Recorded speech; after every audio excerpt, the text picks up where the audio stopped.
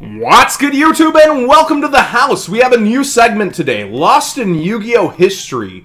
And I was just thinking about this because Master Dinnerflax hit me up with this awesome art of Norleras. And this is a rough draft, by the way, completely rough draft. I still think it's really cool. He's a Yu-Gi tuber, he's an artist, and he was showing me this, and he was like, what improvements would you make to it? And at first I was like, a more dynamic pose where he's like reaching out at you instead of kind of swiping, and then I was like, you know what would be really awesome? If he was swirling up out of Phantom of Chaos. That would be so freaking cool. And that brought me back to where we are here.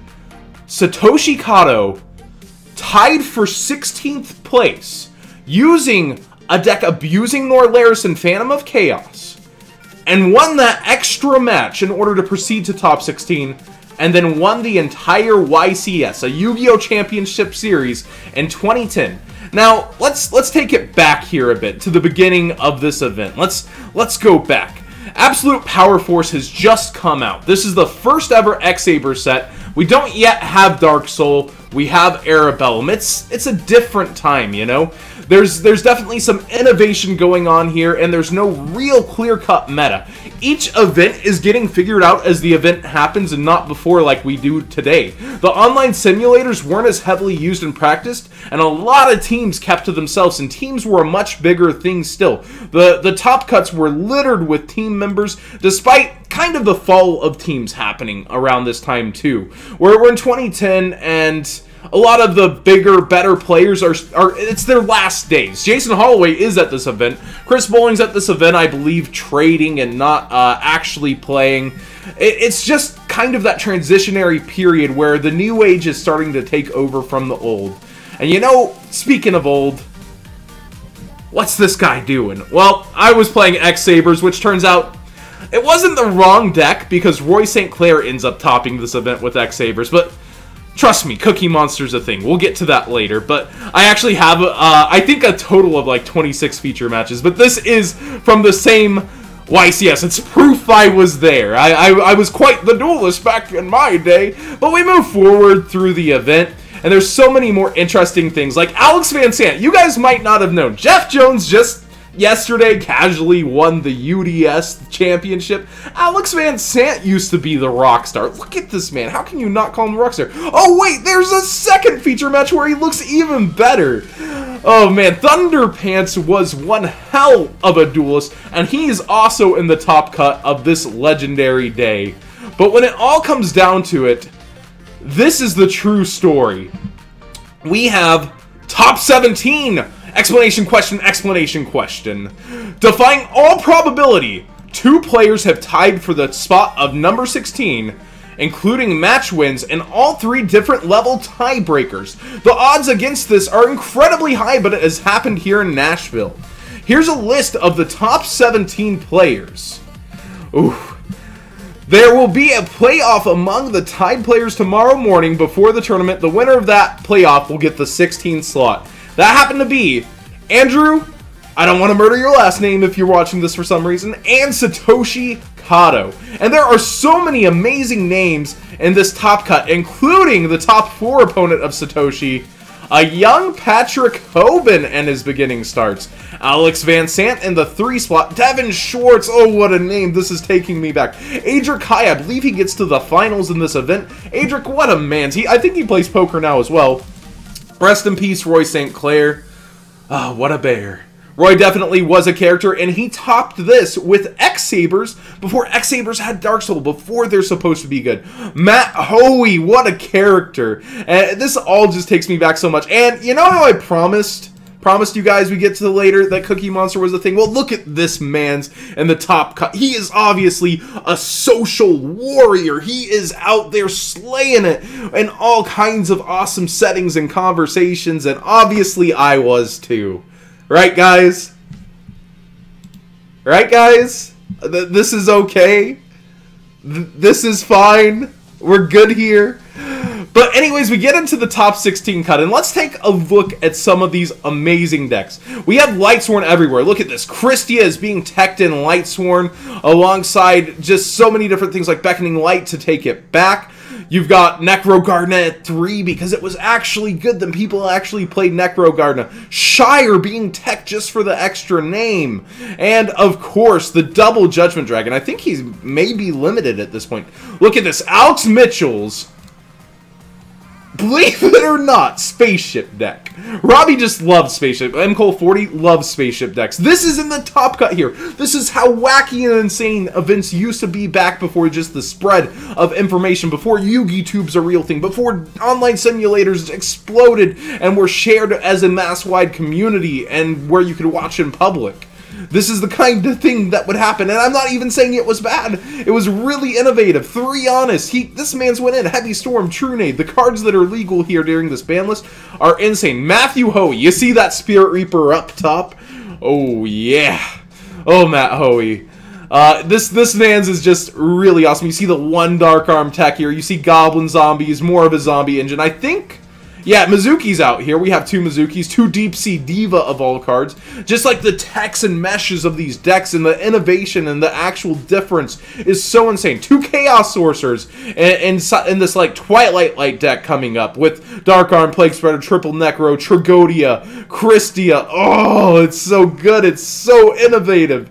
It's crazy how different these decks are. We have like 2 Karibons mixed in here and just, oh, this format.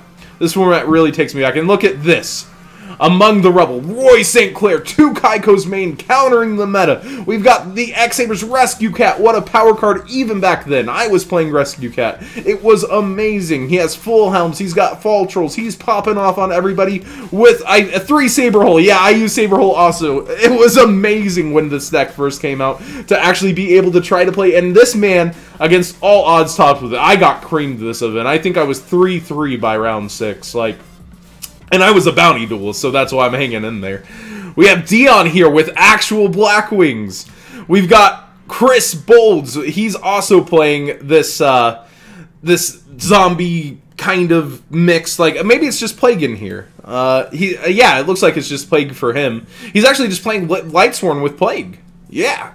So, like, there's just so many different variants. Oh, Gladbeast. You guys don't know the joke. Every beginning of a format or new set, so many people would go to Gladbeast. It's the modern day, like, or I guess not the modern day. Mermails is the modern day Gladbeast. Gladbeast used to be just taken out of the deck box and tested at the beginning of every event. Is like the deck to test your deck against. This is like... so many years after 2008. 2008, oh my gosh, that takes me back. But this is 2010 and it's still hanging in there. Kind of like Mermails do today.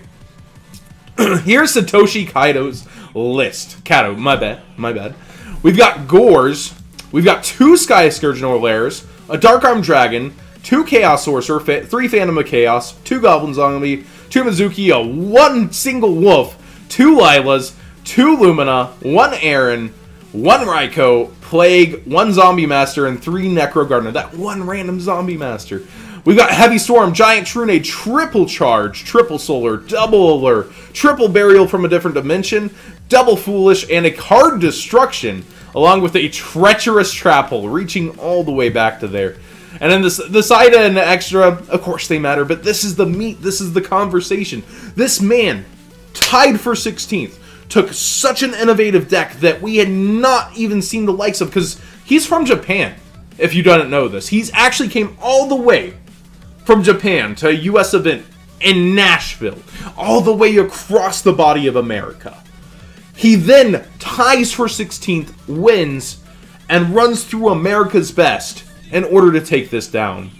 We've got Andrew's deck here. He's playing another Lightsworn deck that plays Dad, so more Darks. He plays Chaos Sorcerer. So yeah, here's another Twilight deck list. We've got another Lightsworn deck playing the Dark Zombies and the Chaos Sorcerers again with Adrikai, who got 2nd place. Patrick Hoban, I think, got felled by him in the top 4. We'll actually explore backwards into the website and check it out. But I believe Patrick here is... this might be one of his first tops, 2010. He's got 2 Lilas, 2 Wolves, 3 Necros, Garoth, 3 Lumina, Raikou, Celestia, 2 JD, 3 Honest, Plague, Arcus, Gores, oh, Gores, and Aaron. Patrick Hoban's just going in. We got 3 Charge, 2 My Body is a Shield. Oh, Oh, I see ya, Hoban. That's good against Dark Arm. That's a tech I don't think that was too common even at this point. And then we go to Alex Van Sant. He's playing what looks to be another Dark and Light mix. We've got Gore's Trag, but that might be it. Yeah, it's playing the 3 Necro, the Tragodia, and it looks like it's more pure with some hand trap kind of things for battle traps, I guess we would call them. Jeffrey Parr, this man was a beast back in the day. I think he topped, I want to say, 2007 Indie with me, perhaps. Zombie Master, double Goblin Zombie, double Mizuki, Necro Gardener, 2 Chaos Orc, 2 Caius. This man's going in with the Darks, and there is a Dark Arm Dragon here at the bottom. Man, this just takes me back.